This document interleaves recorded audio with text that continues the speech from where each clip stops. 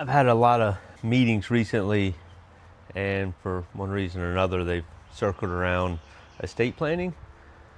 And so I used to tell a story, or I guess I still tell a story, about a family that I used to know where we'll say grandmom and grandpop, grandma and granddad, were wealthy. And technically speaking, the money came from grandmom's side of the family. And they had a beautiful house, small town, place down on the beach too. Just a nice old school wealthy family.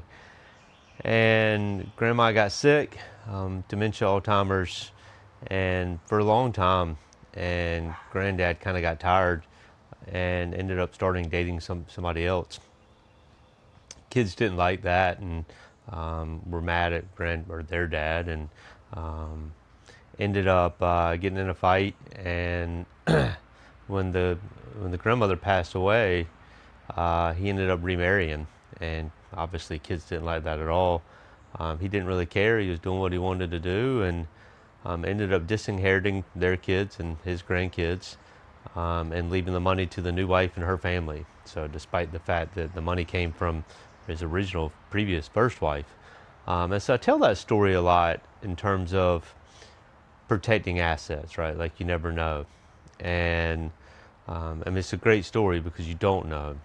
But I've had a couple instances recently that kind of caused me to check that, right? We've got a family that we've worked with for a number of years. Husband unfortunately passed away, but they were married for 50 years, and he's been gone now for a couple years, and his wife has really grown into their charitable giving, and where she wants to make an impact around the community. And some of those are things that they didn't support while he was still alive, but because the money was left outright to her in this instance, she's got the power to make those decisions. And the same thing goes with another husband and wife that we work with and been married for 40 plus years. He's 92 years old.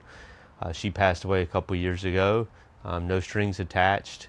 He's updated the documents. He's leaving a little bit more money to a charity that they both supported.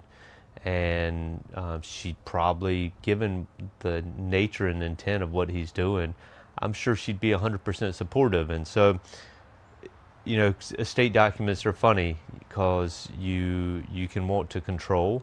Sometimes you can need to control, and other times you don't want to.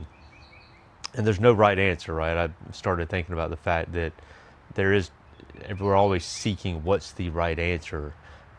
And I've gotten to the point in life where oftentimes there's not a right answer. There's just a really good answer. Sometimes there's a really bad answer too, right?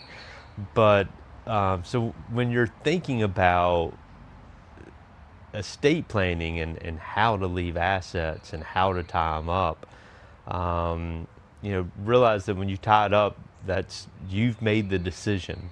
And when you don't tie it up, you leave it behind for others to make decisions.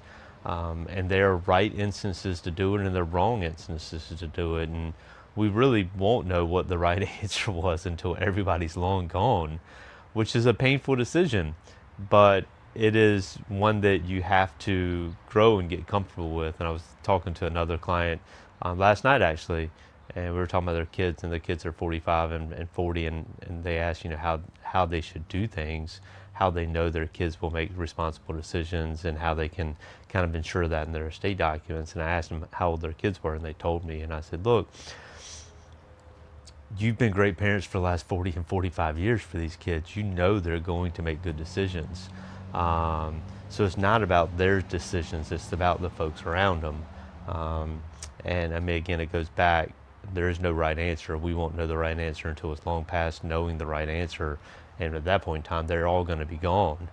So anyways, just take that into consideration as you go through your business, your life, whatever it is. There is no right answer. There's not oftentimes right answers, right? They're just really good answers. And oftentimes you know what that is. It's in your heart of hearts. It's just a matter of getting it out there. So if you like the video, hit subscribe. Would love to have you tune into more of our little Portus Perspectives going forward.